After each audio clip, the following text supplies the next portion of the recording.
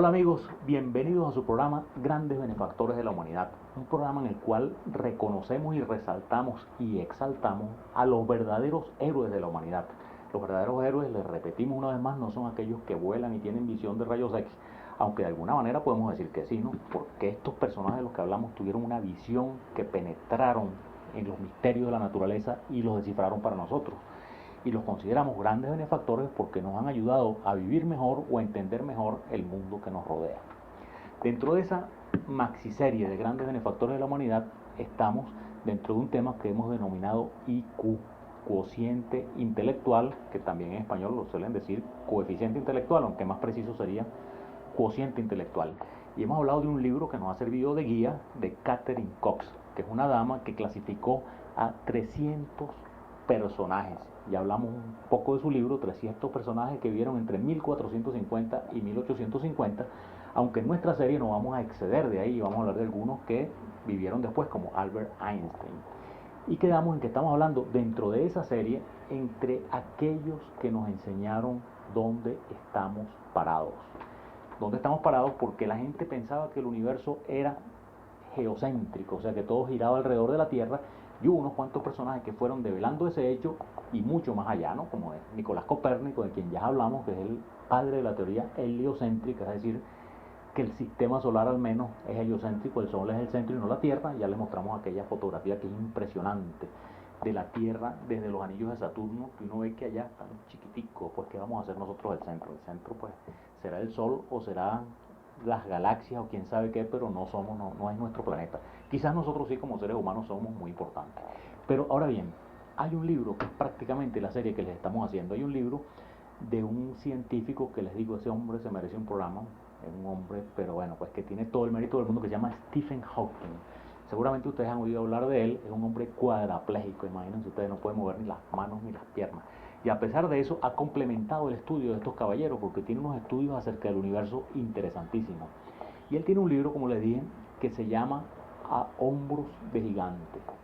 A Hombros de Gigante es un libro muy interesante y él habla de estos personajes que hemos ofrecido, más uno más, que es Johann Kepler. Él habla de que hay 5 gigantes que nos ayudaron a cómo entender el universo, que son los que estamos hablando: Nicolás Copérnico, Galileo Galilei, Johannes Kepler, Isaac Newton y Albert Einstein. Esos son los 5 gigantes que él menciona en su libro. Y bueno, es más o menos la serie que les estamos haciendo nosotros en este programa. Eso se origina de Isaac Newton. Isaac Newton, una vez que estaba discutiendo con otro científico, le decía: es que yo voy más rápido porque voy en hombros de gigantes. Y posiblemente eso se origina del gigante Orión, allá en la mitología griega, que tuvo que ir cargando cieguito con otro personaje, ese Levión, buscando el sol. Y ahí le mostramos una pintura famosa del hecho. Así que estamos hablando entonces de aquellos personajes que nos enseñaron dónde estamos parados, o aquellos gigantes que nos llevaron en sus hombros a entender el mundo en el cual estamos. Para comenzar como nuestro personaje, como siempre, vamos a comenzar con la reseña que hace Catherine Cox en su libro. Catherine Cox le asigna a Galileo Galilei 185 de coeficiente intelectual, es decir, bien alto. Fíjense, Newton está un pelín más alto con 190, y Einstein, aunque no en este libro, como ya les dije, le asignan 160 en estudios más recientes. O sea que este hombre, Galileo Galilei, era inteligentazo. Y a ustedes, después de ver este programa y el siguiente, porque le vamos a hacer un par de programas de Galileo, no les va a quedar la menor duda de la brillantez de la mente de Galileo. Vamos a ver qué dice nuestra amiga Catherine Cox de Galileo en su libro de los 300 hombres más inteligentes de la humanidad. Ella dice, en la página 124, dice que Galileo poseyó aptitudes intelectuales de varios tipos, además de inventivas mecánicas. Él desde muchacho le hacía jugueticos mecánicos a los hermanos, a las hermanas, se ponía a fabricar cositas, bueno, como serían en aquella época las cosas, ¿no? Que no sería con las herramientas que conocemos nosotros de taladros y maquinarias eléctricas que no existían. Pero sí le fabricaba cositas mecánicas, me imagino que sub y bajas, columpitos, ese tipo de cosas, ¿no? Entonces él desde muy joven manifestó esa inteligencia. Además ella dice que fue un dibujante y músico superior. O sea, ustedes saben que, bueno, si no lo saben ya lo van a saber, que su padre era músico, tocaba el laúd. Y Galileo aprendió a tocar varios instrumentos y los tocó muy bien. Dicen que incluso superó al padre, que era un maestro que escribió hasta algunos tratados y cosas sobre la música. Entonces dice que era músico y un dibujante superior. No dice pintor, dibujante. O sea, la palabra, si uno la traduce del inglés al español, es como dibujante. O sea que dibujaba trazos matemáticos para hacer sus inventos y sus cosas, tenía una gran habilidad de dibujo. Y también dice que su producción literaria es superior. Galileo escribió una serie de libros que fueron muy famosos y él tenía una gran habilidad tanto escribiendo como dando conferencias. Las conferencias de Galileo eran buenísimas. En las universidades donde donde él dio clases, se tuvo que preparar salones hasta para 2000 personas porque la gente iba a escucharlo. Era un hombre que tenía un don de palabra exquisito, que hablaba muy bien y que además escribía muy bien.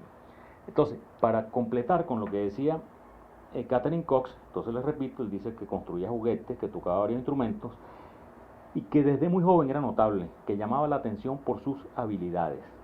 Entonces hace referencia que cuando estudió en Pisa, es una cosa interesante de la personalidad de Galileo, es decir, Galileo es un muchacho respondón, por decirlo de alguna manera. Galileo cuando entra a la Universidad de Pisa, lo dice aquí nuestra guionista Catherine Cox, y además lo vamos a ver en otras biografías que hemos leído de él, era el tipo, el estudiante que le contestaba a los profesores, que les hacía preguntas fuertes y a veces podían parecer falta de respeto en esa época casi recién salida de la Edad Media. Y ya que estamos hablando de la Edad Media y del Renacimiento, fíjense qué cosa tan curiosa. La gente le asigna fechas a las cosas y les asigna inicios y finales que son muy curiosos. Ustedes saben que al Renacimiento se le asigna como fecha de inicio la caída de Constantinopla. De eso les hicimos un programa bien bueno que espero que no se lo hayan perdido. La caída de Constantinopla fue por allá por mayo de 1453 y dicen que ahí comienza el Renacimiento. Fíjense que nosotros aquí en Caracas tenemos una fecha, bueno pues, que todo buen caraqueño tiene que conocer, que las lluvias se terminan el 4 de octubre, el día de San Francisco con el cordonazo.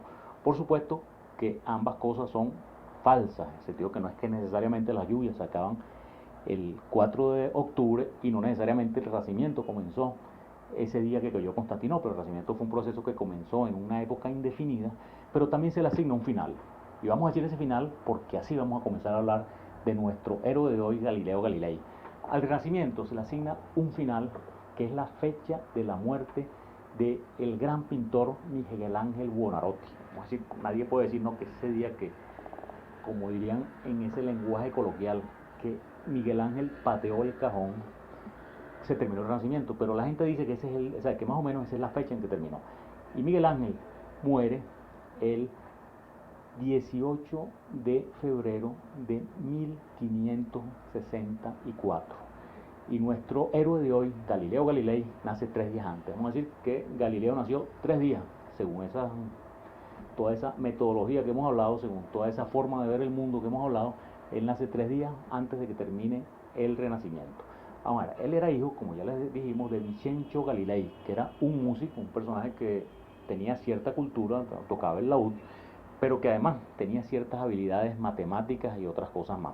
Y que tenía, o había tenido un antepasado que había sido un médico famoso allá en Italia. Entonces el hombre, pues este señor Vincenzo Galilei, estaba loco por tener un hijo médico y a su primogénito, que es nuestro héroe de hoy, él quería que estudiara medicina. Dice nuestra guionista Catherine Cox que no se sabe mucho de su madre. Bueno, yo he encontrado algunas referencias de su madre, que era una mujer medio frustrada, se llamaba Giulia Amanati, que decían que era una mujer medio frustradita porque se había casado con un hombre de condición inferior. Recuérdense que en esa época se arreglaban los matrimonios y esta dama seguramente aspiraba a un caballero de la nobleza y se consiguió a este músico, pero bueno, con su músico tuvo uno de los hombres más inteligentes y más importantes de la humanidad, del cual vamos a seguir hablando en la siguiente parte de nuestro programa.